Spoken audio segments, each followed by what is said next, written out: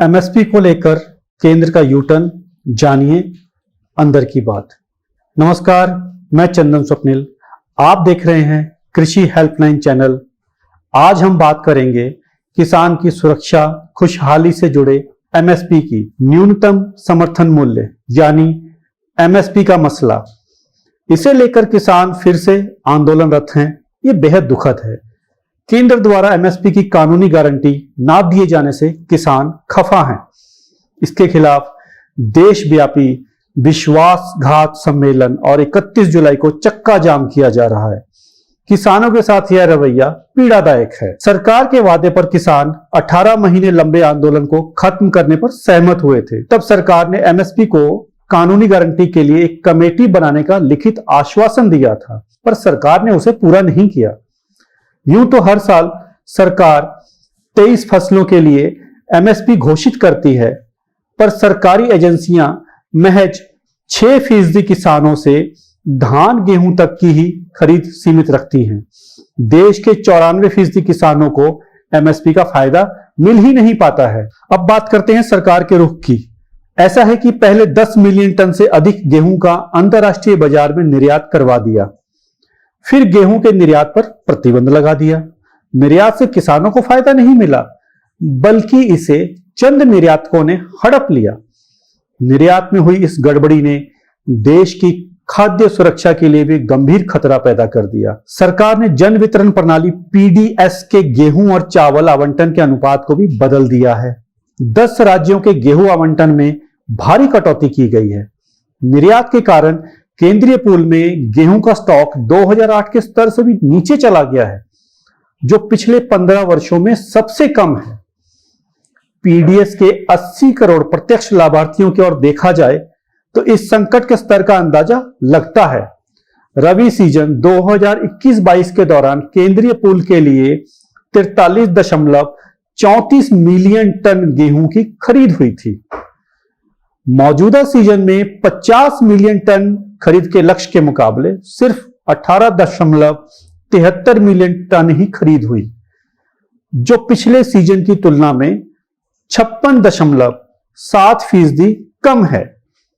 चंद निर्यातकों के लिए हितकारी गेहूं निर्यात नीति को देखना वास्तव में गलत है। इसके चलते स्थानीय अनाज मंडियों में गेहूं की कीमतें 2075 रुपए प्रति क्विंटल की एमएसपी से भी कम हो गई, जबकि अंतर्राष्ट्रीय बाजार में गेहूं की कीमतें 3500 रुपए प्रति क्विंटल पर पहुंच गई।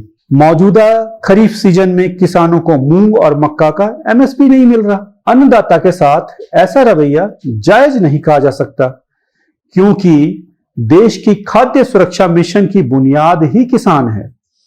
केंद्र सरकार को चाहिए कि वह एमएसपी की कानूनी गारंटी का वादा पूरा करे, संसद के मॉनसून सत्र में विधेयक पेश करे।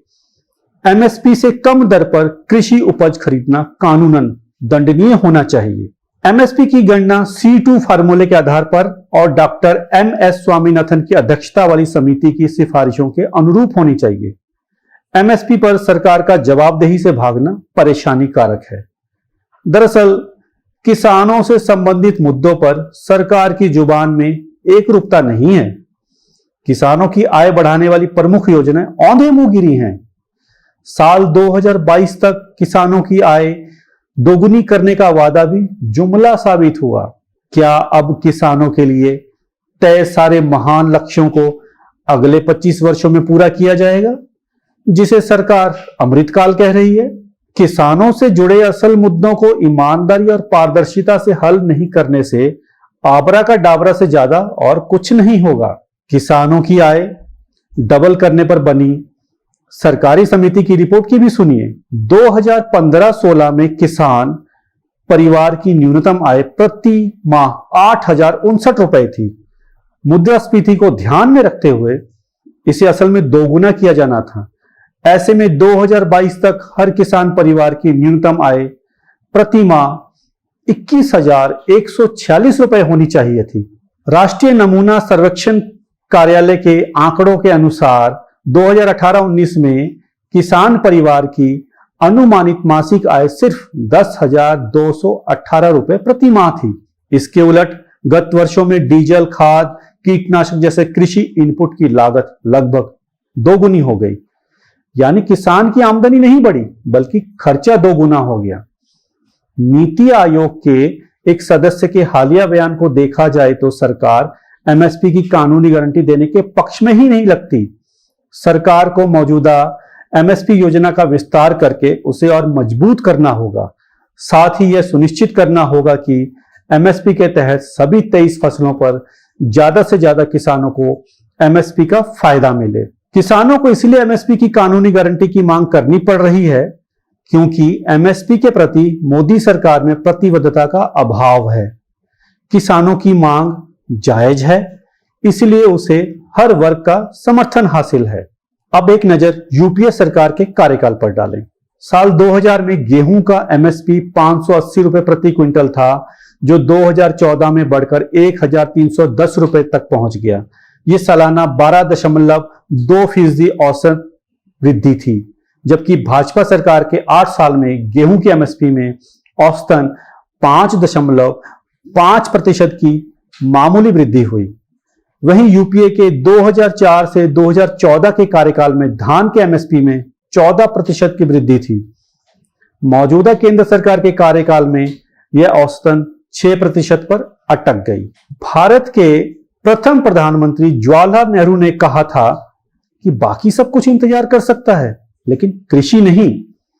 उनकी दूरदृष्टि पूर्व प्रधानमंत्री लाल बहादुर शास्त्री के नारे जय जवान जय किसान से मिली प्रेरणा, doctor Ramdhan Singh, MS Swaminathan, doctor Verghese Kurien जैसे कृषि वैज्ञानिकों की कड़ी मेहनत और हमारे किसानों व खेत मजदूरों के अथक परिश्रम ने भूखमरी और अनाज की कमी झेल रहे देश को खाद्यान्न के मामले में आत्मनिर्भर बनाया। मौजूदा कृषि संकट को हम भली भांति समझते हैं।